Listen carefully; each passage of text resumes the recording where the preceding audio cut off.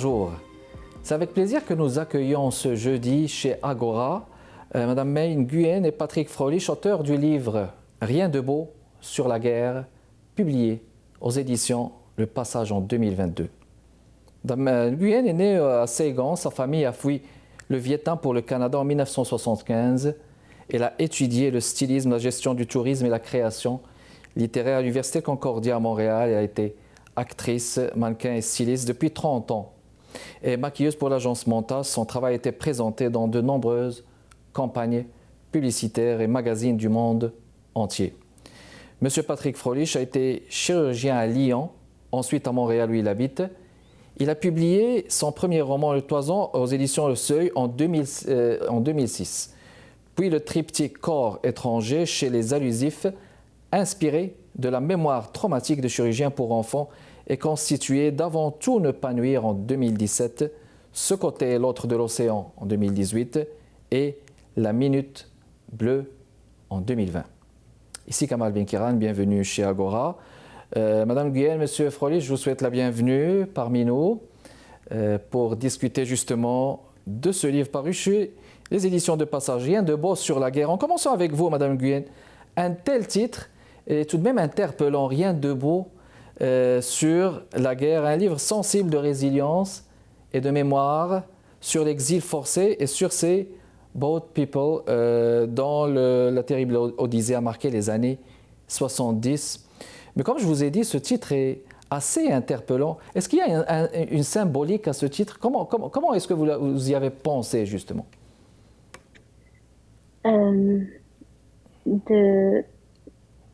De retracer, en travaillant sur ce livre-là avec Patrick, de revivre les moments traumatiques à mon enfance, dont j'avais 10 ans, j'avais 5 ans à 10 ans, en 70 jusqu'à 75.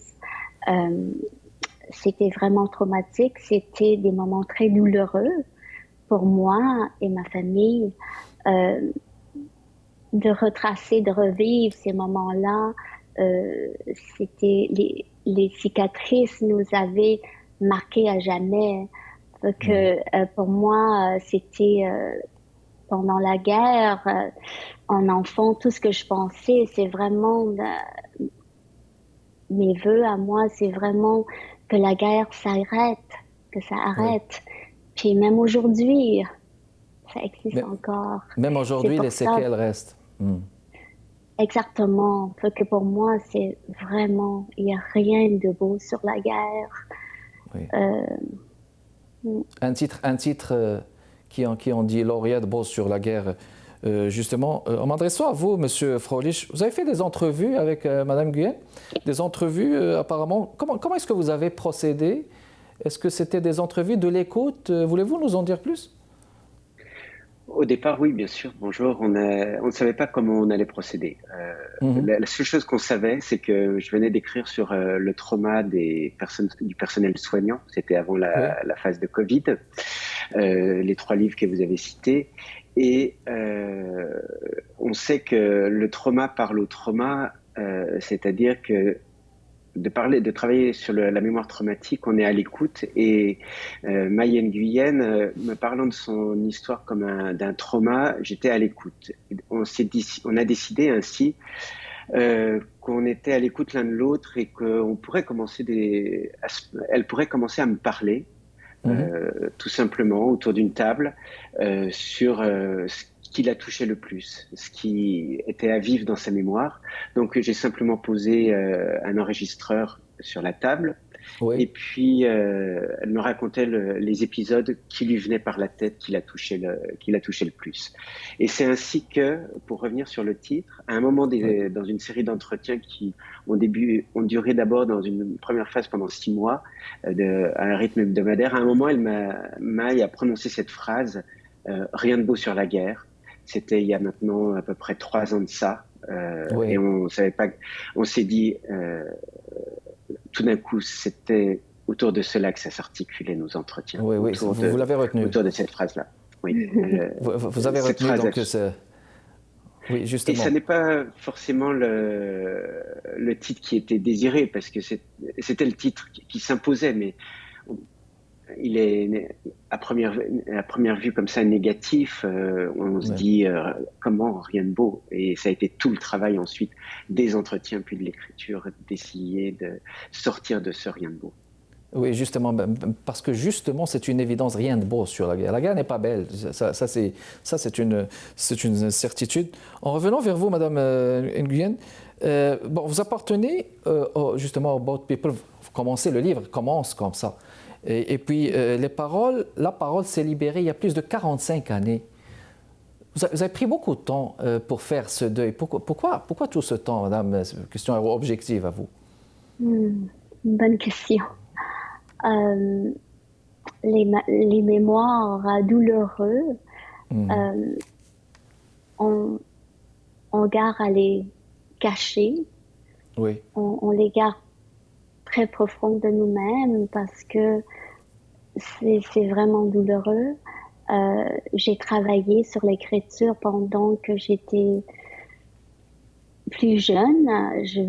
J'ai écrit toujours le soir avant de me coucher pour m'exprimer à moi-même, pour m'aider à avoir une compréhension, qu'est-ce que je ressentais. Avec le temps passé, j'ai toujours voulu partager et tout. Ça n'a pas donné. Et puis après, aujourd'hui, qu'est-ce qui m'avait vraiment donné l'élan?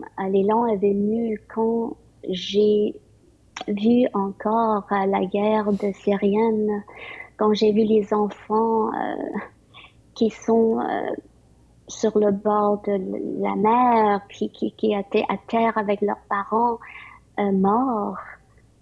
J'ai dit, ça y est. C'est comme ça remonte à la surface. Oui, ça remonte à la surface. Puis en même temps, je vois mes frères et ma sœur qui gardent tout ça en eux, qui sont en train de souffrir avec tous ces souvenirs très, très douloureux et traumatiques. Oui, c'est pas si évident. Ça produit donc une... Oui, et puis on finit par faire son deuil finalement, justement, par l'écriture. On va faire une pause et on va retourner à la discussion avec vous. Les invités d'aujourd'hui, mesdames et messieurs, chez Agora, Maïen Nguyen et Patrick Fröhlich, auteurs du livre « Rien n'est beau » sur la guerre, chez les éditions Un Passage. Restez avec nous.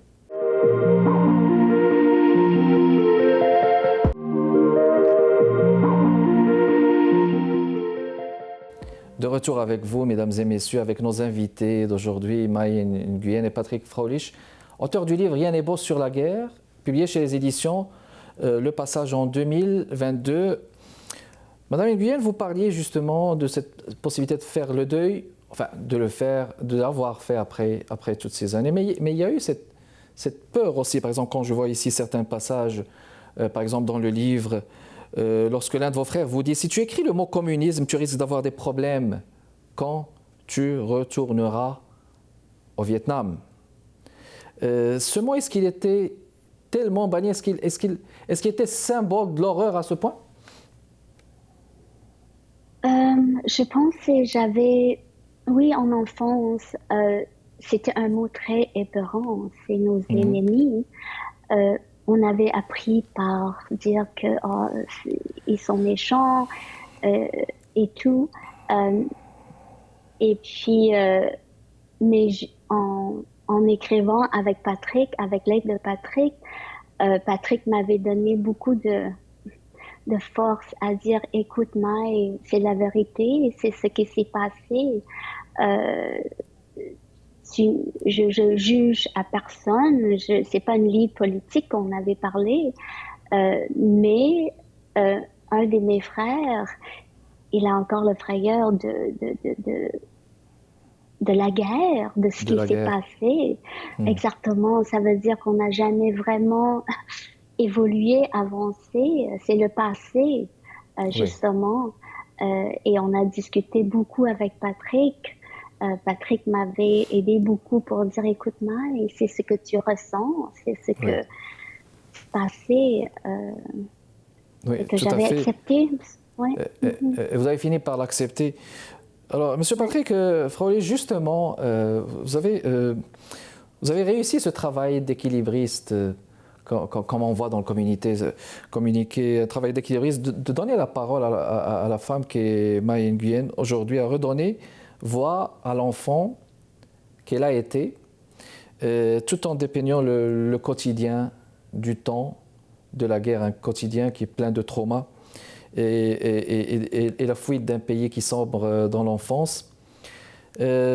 Quelles sont les difficultés que vous avez rencontrées avec Madame Nguyen lorsque il s'agissait d'enregistrer ces paroles? Est-ce que vous avez parfois utilisé vos propres mots pour écrire? Le but, c'était de conserver la voix de Mike quand elle s'exprime sur ces épisodes, de la transmettre. Donc, de ne pas utiliser mes mots, de me mettre en retrait de ces mots. Okay. Faire parler Mai n'était pas, non pas que c'était difficile, mais il fallait y aller avec précaution. On s'adresse à une mémoire traumatique, c'est dangereux. C'est dangereux pour soi, quand on l'ouvre, c'est dangereux pour soi parce que cela fait peur, vous avez parlé du mot communiste, mais aussi cela fait réagir le corps, et le corps peut vous malmener et peut réagir par beaucoup de symptômes, ce dont j'étais bien au courant et dont j'avais prévenu Mai. Et donc, dans un entretien, il fallait l'amener à parler, évoquer l'épisode, ce qui pouvait durer 1 heure, une demi-heure, à l'issue de quoi on était l'un et l'autre bouleversés, épuisés, puis il faut atterrir et revenir dans la vie courante. Et oui. Ça, ce n'est pas facile non plus. Il faut arriver à en sortir et non pas s'abandonner là en plein trauma, en pleine douleur, car dans ces cas-là, la mémoire se referme, le corps va mal et on n'arrive pas à accoucher d'une histoire. L'histoire, pardon, le mot est pas juste, des épisodes traumatisants. Oui. Et donc, c'était toute une approche aussi bien par la parole, c'est-à-dire la voix orale lors des entretiens, qu'après, quand le texte était écrit, texte qui, une fois vu, pouvait malmener Mai. Mai, peut-être que tu peux en parler là-dessus, mais le but était justement de l'aider, sans que j'ai de méthode, sans que j'ai de recette. Il n'y a pas de recette là-dessus. C'est une question de sensibilité, je crois, pour arriver jusqu'au livre. Et il y a eu plein d'épisodes qui auraient pu faire renoncer ou abandonner le projet en cours parce que c'est difficile. Il y a une difficulté. J'aimerais retourner justement avec vous sur ces termes mémoire traumatique. Vous parliez des épisodes traumatiques de l'enfance, de temps en guerre. Mais en quoi tout cela a un impact sur votre vocation de médecin, de chirurgien? Est-ce qu'il y a un impact justement? Oui, ça a un impact, bien sûr, parce que en tant que chirurgien auprès d'enfants, j'étais souvent confronté à la ligne, la frontière de fin de vie d'enfants, d'enfants que je soignais qui ont pu m'emmener au très près physiquement, corporellement de cette frontière. Et donc, moi, j'en suis revenu. Le plus souvent, les enfants aussi en revenaient. Certains enfants n'en sont pas revenus. Et après, il faut vivre avec. Ce sujet était très tabou dans le milieu des personnels soignants jusqu'à une révolution imprévue à ce sujet qui a été la pandémie de Covid, qui a libéré la parole des soignants. Et c'est devenu, ce sujet de la mémoire traumatique, un sujet omniprésent aujourd'hui et à juste titre. Les paroles se sont ouvertes alors qu'elles étaient comme pour la guerre concernant Mai, comme pour les frères et la sœur de Mai, tout aussi fermées jusque-là, et notamment en chirurgie où on est presque invincible, on est censé être presque invincible. Et donc ça vous rappelle aussi des épisodes que vous avez peut-être pu vivre, et c'est un impact tangible, comme vous dites. Je vais pouvoir vous interpeller aussi, Madame Nguyen, sur cette haine des sirènes chez vous. Vous en parlez dans le livre. Il y a eu le souvenir de la ceinture avec la poche remplie d'argent. Vous ne savez pas si elle a été jetée. Je vais pouvoir vous reposer la question, mais bon, c'est un petit peu la contrainte du temps. Je vais revenir avec vous, mais on va le faire après la pause Mesdames et messieurs, restez avec nous. On accueille Madame Mai Nguyen et M. Patrick Fröhlich, auteur du livre Rien de beau sur la guerre, aux éditions Le Passage en 2022. Restez avec nous.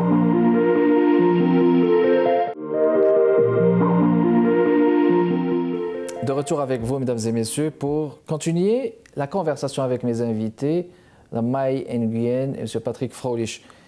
Je vous parlais de cette haine, des sirènes que vous avez, de certains souvenirs qui remontent.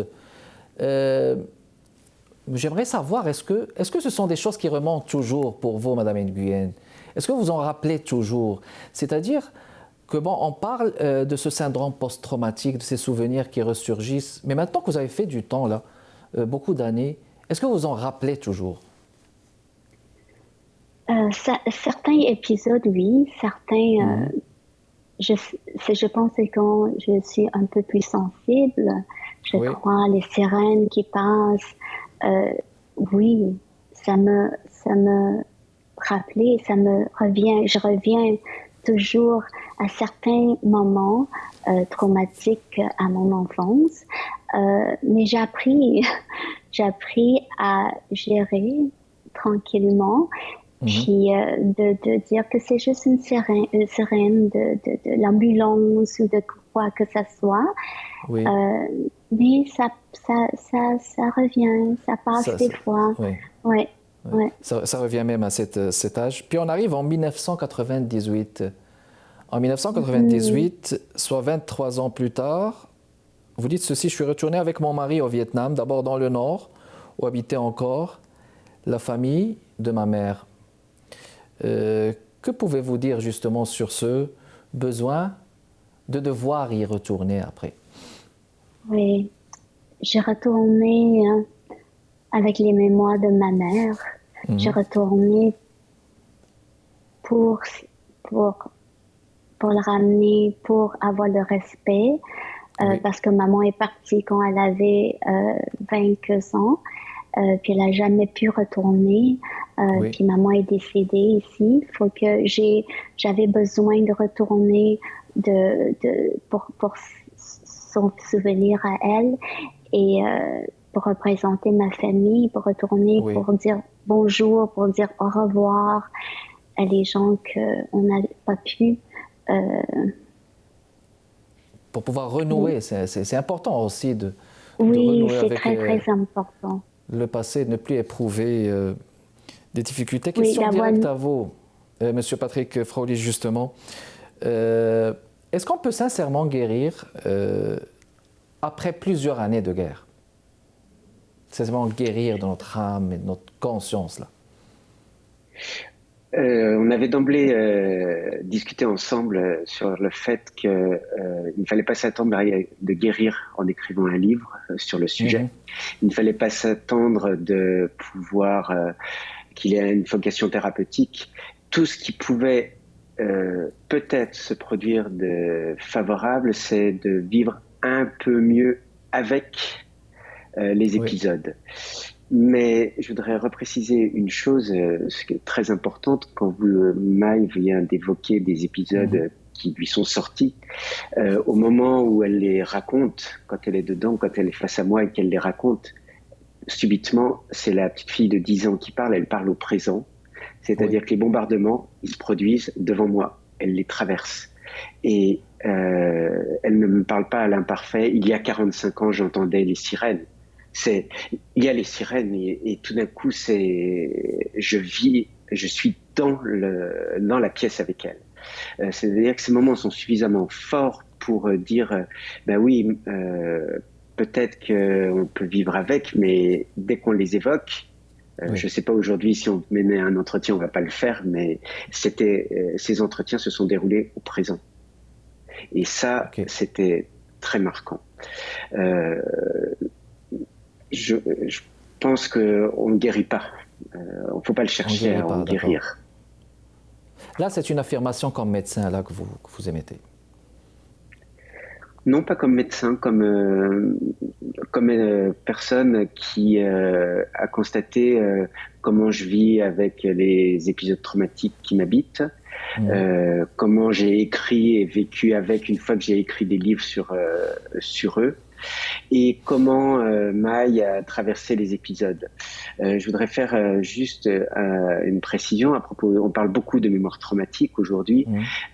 C'est un petit artifice tout de même, car c'est segmenter la mémoire un peu trop, de façon trop conceptuelle. La mémoire traumatique fait partie d'une mémoire vive, de toute une mémoire, et un des enjeux des entretiens et du livre, de l'écriture du livre, c'était d'arriver aussi à éclairer cette mémoire, ce que Maï a pu faire en écrivant, mais après un certain nombre de mois, des épisodes tout d'un coup qui apportaient des parfums, des senteurs, des souvenirs d'enfance heureux, pourrait-on dire, dans ce rien de beau. Excellent. Bon, il reste à peu près 1 minute et quelques du temps de l'émission. Question commune à vous, madame, monsieur. Donc, c'est quoi le message que vous avez voulu transmettre quelque part avec ce livre, avec vous, monsieur Patrick? De message, pas simplement l'écriture d'une voix forte, habitée par des épisodes qui ont structuré l'enfance de Maï. Excellent. Vous, madame Maï Nguyen? L'écriture, c'est vraiment pour m'aider à m'exprimer, à m'évader, d'avoir une sens du passé, justement. Donc vous avez finalement été convaincu que l'écriture peut être un exutoire, justement pour faire le deuil d'une expérience de guerre. Je crois bien, c'est ma façon à moi de m'exprimer. Ouais. Et d'avoir procédé. Très bien. Alors, Rien de beau sur la guerre aux éditions Le Passage, paru en 2022, des auteurs Maï Nguyen et Patrick Froelich. Merci beaucoup d'avoir répondu à notre invitation, madame.